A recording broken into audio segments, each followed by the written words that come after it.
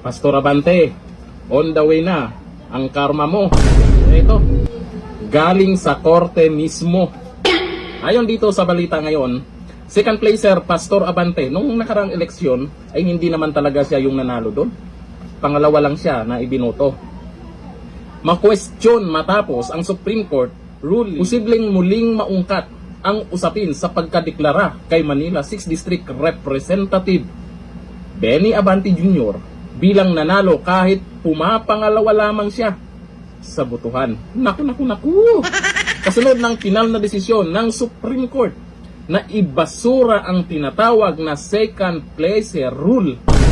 Noong August 26, 2026, denied with finality ng Supreme Court in bank ang motion for reconsideration ni Dato Pax Ali Magunda Dato, kaya pinagtibay ang naunang ruling na walang batas na nagbibigay sa second placer ng automatikong karapatang ideklarang panalo kapag na-disqualify o napatunayang ineligible ang kandidatong nakakuha ng pinakamaraming boto. Naku po, eto na, Abante, isa sa maingay, galing-galingan, tapang-tapangan, dila-dilaan. Oo nga pala, yung picture niya dapat yun yung ilagay, yung nakalabas dila ba? Sa 2025 Manila Congressional Race, nakakuha si Luis Joey Chua, ito dapat ito yung gusto ng mga tao ng 64,746 na boto laban sa 63,358 na si Abante. Gayunman, kinansila ng COMELEC ang COC ni Oy dahil sa citizenship issue at kalaunan ay idineklara si Abante bilang duly elected representative. COMELEC, siguro naman mas mataas ang posisyon ng Supreme Court kaysa sa inyo. Siguro naman dapat sundin ang Supreme Court kung ano yung nasa batas. Hindi naman pwedeng sa ibang lugar lang, sa ibang kandidato sinusunod yan. Pero pagdating dito kay Pastor, ay kailangan siya talaga ang uupo dyan. Naku, nakakahiya naman. Nakakahiya yan. Yung hindi ikaw yung pinili, pero ikaw yung umupo talaga dyan. Abante. Gaba yan. Magandang abangan to. Malay natin ay on the way na ang karma niya. Pero sa tingin ko dito ay mukhang andyan na sa harapan niya. At napapansin mo naman, Abante, sa balitang yan, ang daming natuwa, ang daming na-excite kung ano yung mga susunod na mangyayari. Ibig sabihin yan, inaayawan ka na talaga. O ayon dito sa mga nagkomento, Abante, sabi ni Glenn Goriano, ba't ganyan yung picture sa post? Yung labas dila dapat. Sabi ni Bunso, gabaan ang pastor ninyo. Sabi ni Joey Sodela, di naman nanalo yan. Ay, yan po ang tingin ng iba kasi hindi naman talaga siya nanalo. Yun nga lang kasi, siya yung pinaupo dyan. Sabi ni Jonathan Baguio, hindi naman talaga nanalo yan. O, Abante, sabagay may mga paraan yung mga yan. Hindi natin alam kung kailan na magdedesisyon tungkol dyan kasi tingnan nyo naman, anong petsa na? Ngayon pa lang napag-usapan na naman ito. At nung pagkatapos pa lang ng eleksyon, ay napag-usapan na yan. Hindi yung sumahod na, di ba? Pero sa totoo lang, nakakahiya yung ganyan no?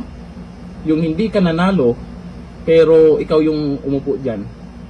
Paano na lang yung sasabihin ng mga nasasakupan mo? Malamang, sa harap mo, hindi nila sasabihin yan. Pero pag wala ka, alam na kung ano yung ikikwento nila. Dito na, thank you. Ruling ng Supreme Court na posibleng makaapekto kay Congressman Benny Abante dahil nakaupo lang siya dyan dahil sa second placer siya.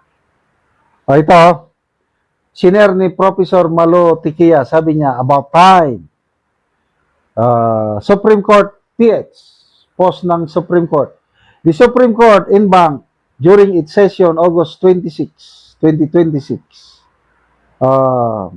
acted on yung kaso ni Magunda Dato versus Commission on Elections by denying with finality the motion for reconsideration filed by Dato Pax Ali Magunda Dato, affirming its earlier ruling that upheld the cancellation of his certificate of candidacy for governor of Sultan Kudarat and abandoned the second placer rule. Second placer rule.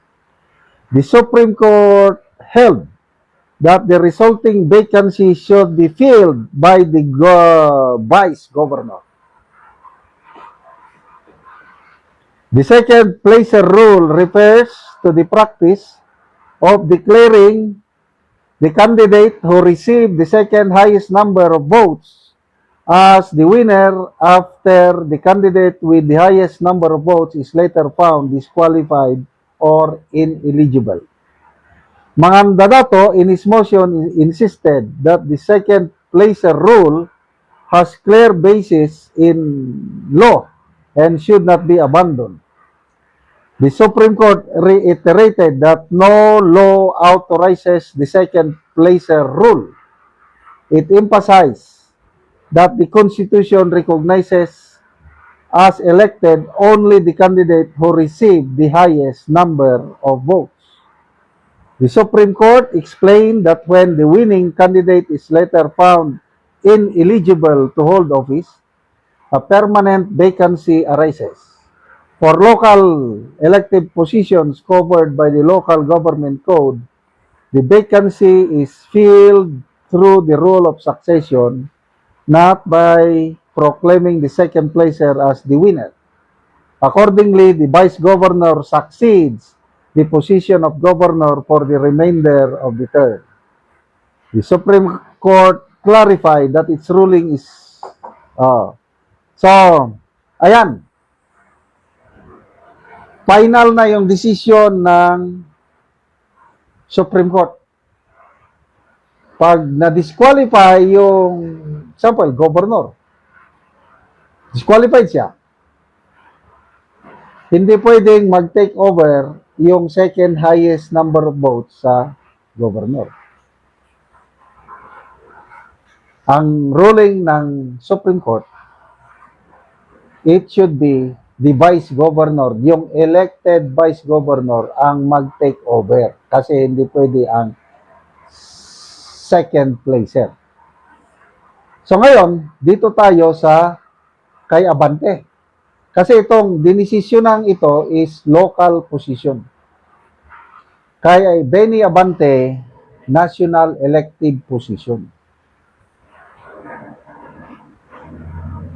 Apektado ba si Abante? Ito, nakalagay dito. The Supreme Court clarified that its ruling is limited to local elective positions covered by the local government code. The case did not address the application or non-application of the second placer rule or succession rules to national elective positions as these issues were not raised before the court. However, the Supreme Court stressed that succession for national elective positions like president, vice president is governed by.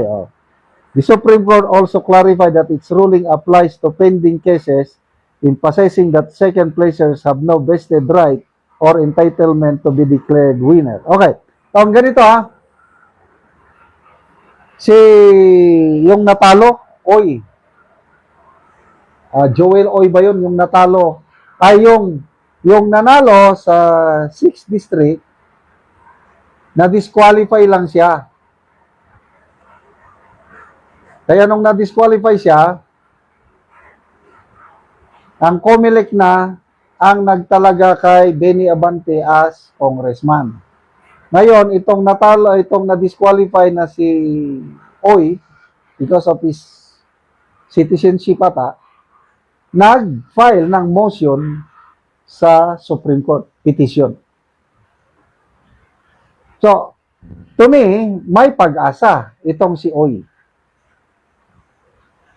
Didesisyonan yan ng Kaya wag magkumpiyansa si Congressman Abante kasi may precedence na itong kay Magunda Dato.